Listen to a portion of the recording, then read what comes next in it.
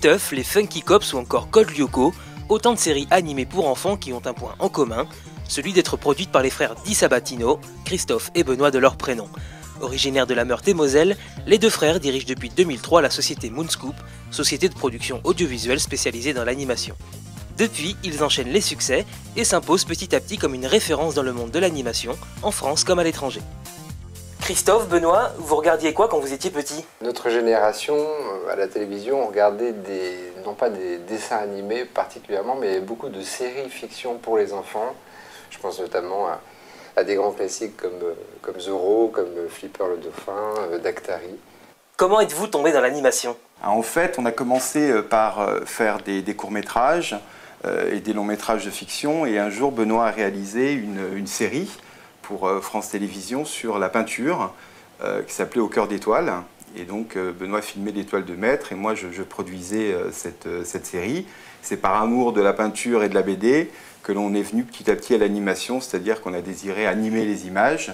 Et très rapidement, on a produit de la 2D et de la 3D. Après, vous créez Antéfilm dans les années 1990, et il y a une série qui vous propulse sur le devant de la scène, c'est Funky Cops. À l'époque, les producteurs produisaient des séries pour les enfants entre 6 et 8 ans, et Funky Cops, lui, s'adressait à des enfants plus âgés, avec bien entendu beaucoup de musique, et puis des techniques innovantes comme la motion capture, qui nous permettait de faire danser des personnages à l'écran sur le rythme de la musique qu'on avait préenregistrée. Et on a vendu très rapidement cette série aux États-Unis, ce qui nous a donné une reconnaissance internationale assez rapidement. Justement, comment on fait pour s'imposer aux États-Unis quand on est deux petits Français qui commencent? Il y a le hasard et la chance, mais il y a aussi beaucoup le travail.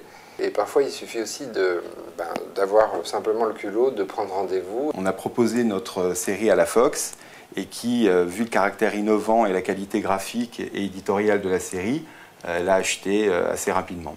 Création de Moonscoop en 2003 et une série qui va avoir des allures de pari fou, c'est Code Lyoko. Oui, c'était un pari un peu fou, Code Lyoko.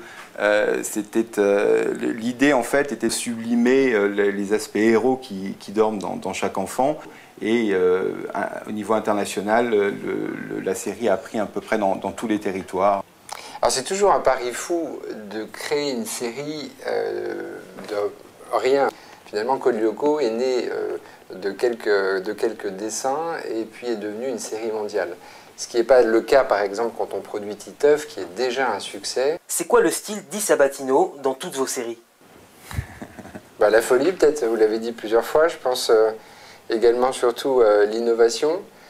Dans chacune de nos séries, on a essayé d'innover soit sur de l'écriture, de la technologie, partie musicale. Il faut être créatif, il faut imaginer ces choses-là.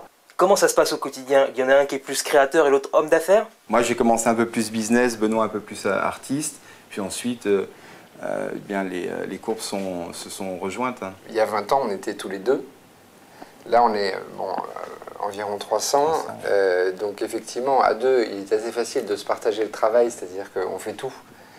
Et c'est vrai qu'aujourd'hui, le groupe ayant pris une certaine dimension, on partage, comme vient de le dire Christophe, tous les dossiers, qu'ils soient sur le point de vue artistique ou business, mais cette nécessité d'être tous les deux sur le coup est absolument indispensable aujourd'hui vu la taille du groupe.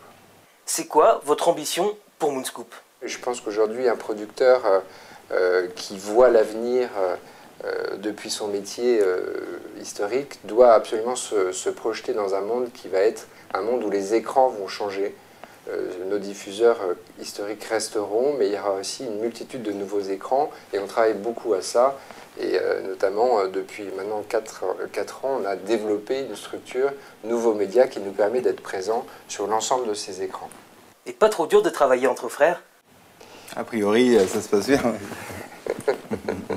Ça serait quoi, par exemple, la plus grande qualité de l'autre? Son calme et sa solidité. Sa ténacité. Un mot pour qualifier Moonscoop? La créativité. Et puis peut-être une grande famille.